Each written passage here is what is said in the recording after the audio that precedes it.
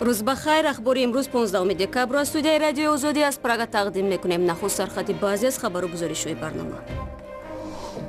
قیمت و کمچین بلند شدن نرخ گازی مایع در دوشنبه رانندگان تاجیک را نگران کرده است. بیشترین نقلیات در تاجیکستان با همین نوع سوخت می‌گردند. پیروزی در آزمون مربوط به افراطگرایی در پایتخت تاجیکستان نصیب خبرنگاری بخش تاجیکی رادیوی آزادی گشت. با اون نفرایی که میخوان مثلا به دولت اسلامی روند بخوندن همین مطلب از روشان برگردن. و سیاستمدار مستقل قرغیزستان باور دارد که با سر قدرت آمدن سورونبای جینبکov زمینه برای بهبود равобити با تاجیکستان پیدا شد. والی ولایت اوشبه چندین بار در سمت سروزیر با امالی رحمان ملاقات داشت. ما انتظاری زیاد داریم که همکاری ها با تاجیکستان به مرحله نو ببرد. در دوشنبه ارزش گاز مایع به مراتب بالا رفته به 4 سومونی رسید. تو هفته پیش قیمت این نوع سوزشواری 3 سومونی و 40 درهم بود. در خدمات ضد انحصاری میگویند زیاد بودن طلبات در نسبت گاز مایع آن را در کشور کمچین کرده است. حدود 60% ماشین‌های سبکرو در تاجیکستان به خاطر ارزان بودن از گاز مایع استفاده میکنند. بیش از 70% این نوع سوزشواری به کشور از قزاقستان وارد میشود. در دوشنبه بهترین خبرنگاران تاجیک را که در موضوع تندگرایی و تروریسم مواد نوشتند قدردانی نمودند. آزمون سال پیش اعلان شده و ده‌ها ژورنالیست مطالب خود را به آن پیشنهاد کردند. تشبثکاران آزمون نمایندگان پژوهشگاه جنگ و صلح بریتانیا میگویند آنهای حق رقابت نمودن را داشتند که از دوره آموزشی ویژه گذشتند. جایزه اصلی را در این سبقت خبرنگار بخش تاجیکی رادیوی آزادی دریافت نمود. قصه بازگشت دورودراز و پرمشقت یک جوان تاجیک همراه همسر و کودکش از سوریه و عراق در آزمون بهترین انعکاسگر مسائل افراطگرایی، حقوق انسان و آزادی‌های دینی در تاجیکستان مقام اول را گرفت.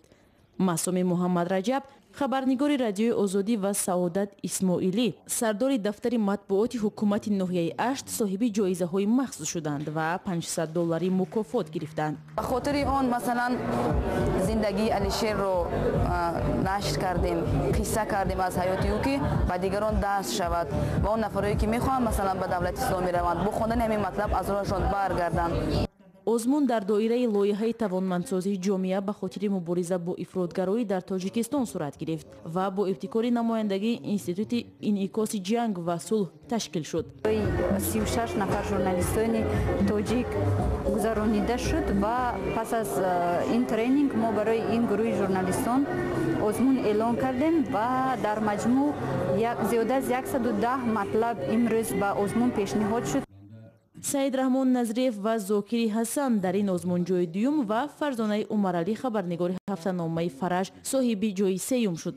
همچنین جایزه های مخصوص انستیتوت انعکاس جنگ و صلح برای کسبیت ژورنالیستی برای بهترین انعکاسگری موضوع افراطگرایی، حقوق انسان و آزادی های دینی در تاجیکستان، اینچنین برای دستگیری جوانان جایزه های مخصوص تهیه گردید. اساسی موضوع همین بود که زنان چگونه به دیش جواب کرده می شوند، آنها در اونجا چگونه سرگذشت دارند. در همین موضوع بود ما مصاحبه داشتیم. مسئولان لایحه میگویند هدف از برگزاری این آزمون پیشگیری افراطگرایی در تاجیکستان که به یک خطر جدی برای امنیت کشور تبدیل شده است راه اندازی شده بود.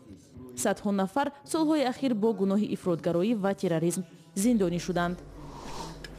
همکاران ما نه تنها درباره تروریسم بلکه در رابطه با دیگر جنایت‌ها نیز می‌نویسند. همین طور در پی گزارش رادیوی آزادی دادستانی ناحیه واسع نسبت مفتش شعبه کارهای داخلی این ناحیه پروندای جینایی باز کرده است. مفتش بهرام حکمت‌اللهیف برای به خودکشی رسانیدن سید امیر صوفی‌یف و ساکن ناحیه واسع متهم می‌شود.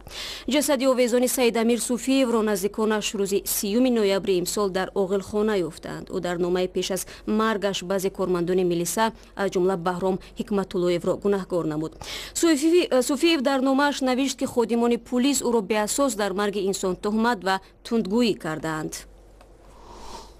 рӯ меорем ба мавзӯъҳои дигар. додгоҳе дар Москва вазири собиқи иқтисоди Русия Алексей Улюкаевро аз рӯи як парвандаи иттиҳоми гирифтани пора гунаҳгор ва ӯро ба 8 соли зиндони низомаш сангин маҳкум кард.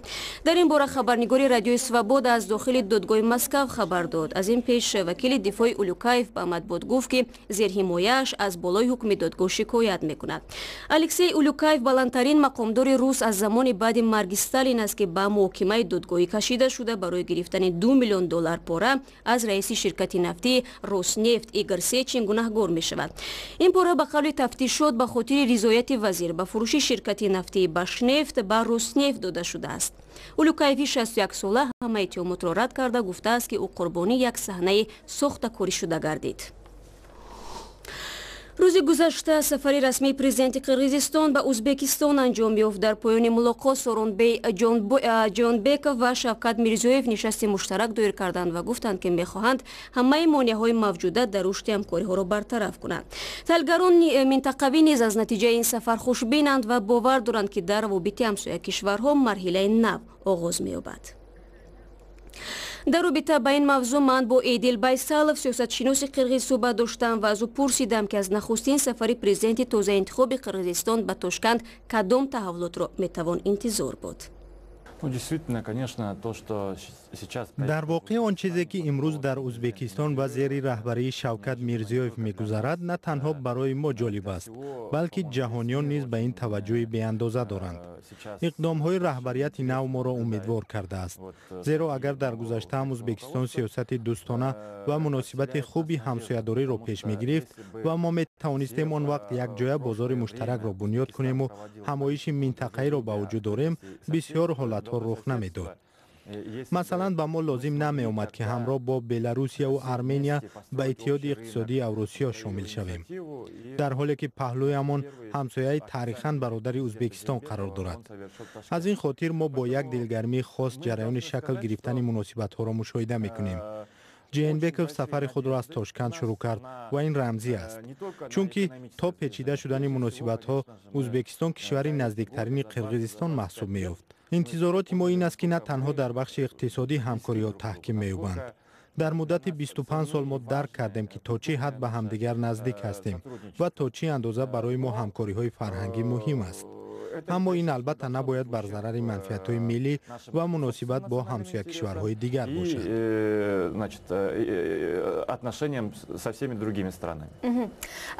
агар дар робита ба муносибати Қирғизистону Тоҷикистон бигӯем, бар вақти раҳбарии Алмазбек Отамбоев президенти пештара ӯ ҳеҷ гоҳ бо сафари расмӣ ба Тоҷикистон наомада буд, ҳарчанд зиёд дар бораи дӯстии миёни ду кишвар ҳарф мезад. фикр мекунед сабабаш дар чӣ буд ва чаро ӯ нахост ба Тоҷикистон биёяд? дар маҷмӯъ сиёсати хориҷии Қирғизистон дар замони Алмазбек Отамбоев аз ҳар лиҳоз хеле бад буд. Отамбоев ба вақти рафтанаш бо ҳама кишварҳо ҷанҷол кард. баҳси ахир ва бесабаб бо Қазоқистон бар зидди манфиатҳои миллии мардуми қирғиз буд ки бо сиёсат ва иқтисод латмаи бузург зад. аз ин пештар мо бо кишварҳои наздик мисли Туркия ва Озарбойҷон ҷанҷоли калон доштем. ҳамчунин чандин бор ба ҳангоми баҳсҳои марзӣ бо ҷониби Тоҷикистон низоъҳои ҷиддӣ сарзада дар ин замина суханпардозиҳои нохушоянд низ ҷой дошт. мо борҳо гуфтем ки ҷониби Бишкек аз ҳад зиёд рафторҳои номуносиб дошт. назари мо дар ин маврид интиқодӣ буд, чунки набояд мушкилот бо кишварҳои ҳамсоя аз роҳи зур ва ё таҳдиди истифодаи нерӯ ҳал карда шавад. ҳатто агар шумо ба ин қодир ҳастед, вале боз ҳам нерӯмандтаре пайдо мешавад ки дар нисбати шумо ин амалро раво мебинад. сиёсати хориҷии Қирғизистон устувор ва ҳадафмандона набуд, балки нозу нӯзи бевоситаи Алмазбек Отамбоев буд. дар муносибат бо кишварҳои аврупоӣ мо аз ягон иқдом кор нагирифтем ва чанд соли ахир Чин амалан дар нисбати мо таҳримҳои иқтисодӣ ва низоми раводидро истифода карданд. ман фикр мекунам дар нисбати Тоҷикистон ҳам ин иштибоҳ ва камбудии Алмазбек Отамбоев аст ки ба ин кишвар сафари расмӣ надошт. мо бо Тоҷикистон кишвари болооб ҳастем, манфиатҳои муштарак дорем ва бояд аз онҳо ҳимоят кунем. яке аз мушкилоти ҷиддӣ муҳосираи нақлиётӣ аст. мо бояд сиёсати худро дар нисбати диаспораҳои калон дар кишварҳои сеюм роҳандозӣ кунем. аз нигоҳи ман президенти нав дар ин замина талош хоҳад кард, чунки шинохти ӯ аз Тоҷикистон беҳтар аст, зеро ӯ волии вилояти Уш буд. Чандин бор дар симати сарвазир бо Эмомалӣ Раҳмон мулоқот дошт. мо интизори зиёд дорем ки ҳамкориҳо бо Тоҷикистон ба марҳилаи нав мебарояд. В качестве премьер-министра, поэтому у нас большие надежды на то, что наши отношения с Таджикистаном выйдут на новый уровень.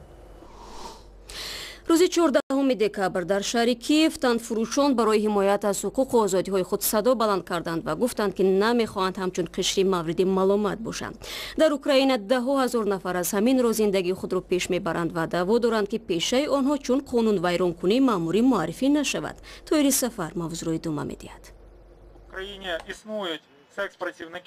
даҳо нафар аз фаъолон ва танфурӯшони феъливу собиқ бо тазоҳурот дар Киев хостанд ҷазо барои танфурӯширо дар Украина аз байн баранд ва зӯроварӣ нисбат ба онҳо хотима ёбад. Тазоҳурот бо ташаббуси созмонҳои ғайриҳукуматии Легалайф ва Иттиҳоди сиҳати омма баргузор шуд.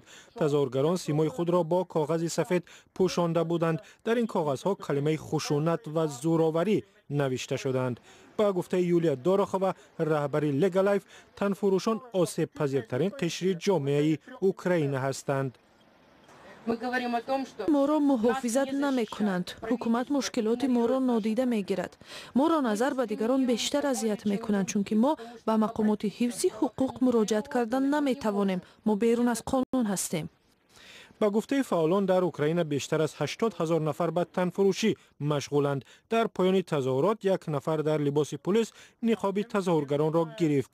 рамзи ин амал даъват барои лағви ҷазо барои танфурӯшон аст, ки дар Украина барои ин кор ҷарима мешаванд.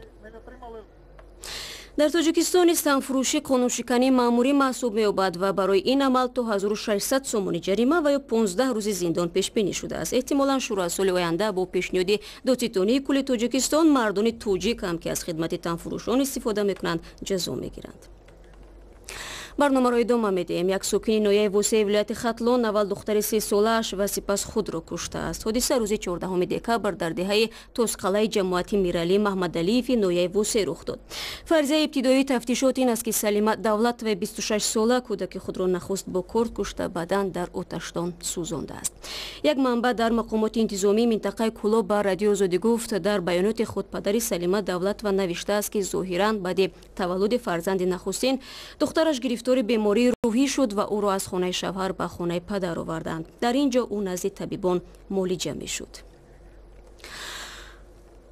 барномаро идома медиҳем ва дар Имороти Муттаҳидаи Араб ҷарроҳӣ ва барқарор намудани саломатии уштурҳо имконпазир шудааст. ба табобати ин нави ҷонвари биёбонӣ мутахассисон аз чанд кишвари дунё дар як шифохонаи махсус ҷамъ омаданд. тафсилот аз Хиромон Бақозода. ҳафтаи гузашта дар Имороти Муттаҳидаи Араб шифохонае барои муолиҷаи уштур ифтитоҳ ёфт. ин шифохона ки дар шаҳри Дубай қарор дорад, ба маблағи наздики $11 миллион бунёд шуда, ҳадаф аз он ҳифзи мероси минтақаест ки дар саросари олам бо пойгаи шутурҳояш шӯҳрат дорад. мо ба ин хулоса омадем ки вазифаи мо на танҳо парвариши шутур, балки муолиҷаи шутурҳо низ мебошад. аз ин рӯ мо бояд бо истифода аз беҳтарин таҷҳизоти байторӣ онҳоро аз муолиҷа баҳраманд кунем. шифохона имкон дорад дар як вақт 20 уштурро табобат кунад ва барои кор дар ин муассиса мутахассисон аз Ҳиндустон, Бритониё, Испания ва Мексика даъват шуданд. шифохона варзишгоҳи хурде барои барқарор намудани саломатии шутурҳо баъди ҷарроҳӣ дар ихтиёр дорад. ба қавли мудири тиҷоратии шифохона, онҳо нақша доранд бо пажӯҳиши амиқтари бадан ва одатҳои ин ҷонвари биёбонӣ машғул шаванд. дар оянда мо барномаҳои пажӯҳиши паҳлӯҳои ноаёни ин ҳайвони аҷибро тарҳрезӣ кардем. саволҳои зиёде ҳаст ки мо ҷавоби онро ҷустуҷӯ хоҳем кард. шифохона ҳамчунон барномаи парвариш ва барқарорсозии саломатии шутурҳо барои пойгаро мадди назар дорад.